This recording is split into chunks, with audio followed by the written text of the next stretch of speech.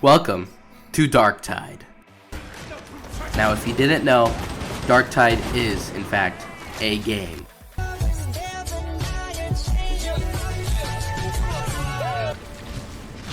You know, I do love how Ogren just throws rock. Can't always be sunshine and flowers, can it? This place is home to many citizens.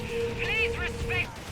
Darktide has 4 classes, each with their own skills and abilities to change the team dynamic. First, you've got the regular ass human. Then you've got the crazy regular ass human. Magic ass human. Then finally, the British Git. Darktide offers a lot of customization for the 4 base classes, because each base class has 3 subclasses.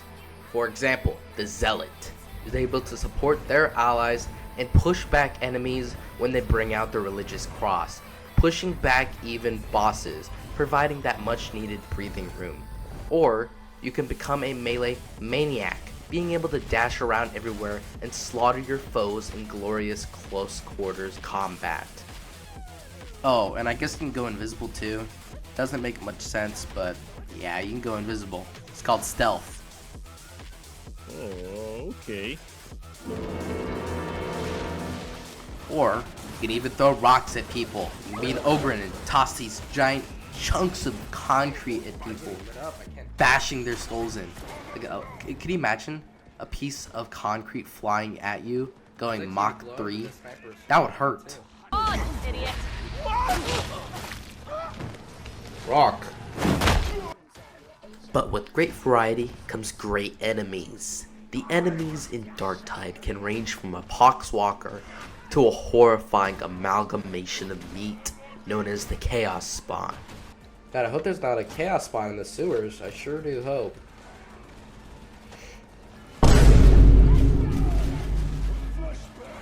As you fight your way through hordes of enemies, your reject will become a badass reject. Don't worry, you're still a reject, just a badass one, with some nice drip along with it.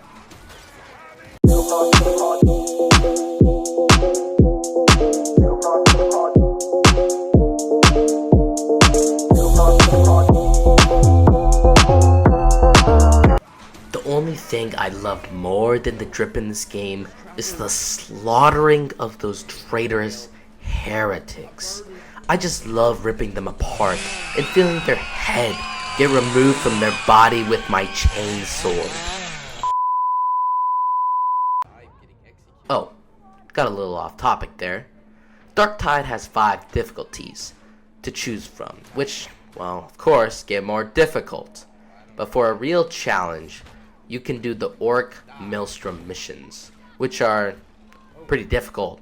They're like they're the end game for Darktide.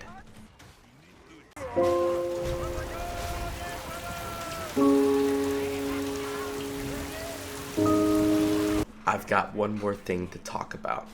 It's probably the 2nd largest update behind the class overhaul, maybe even the largest in general. And of course, I'm talking about the Traitor's Curse is a massive update which serves as a 1-year anniversary to the release of the game. It has a brand new level called the Carnival. It adds inspecting players and new keystones to the veteran tree. Now, part 1 isn't that big of a deal, update wise I'd say, but the Carnival is honestly one of the best missions.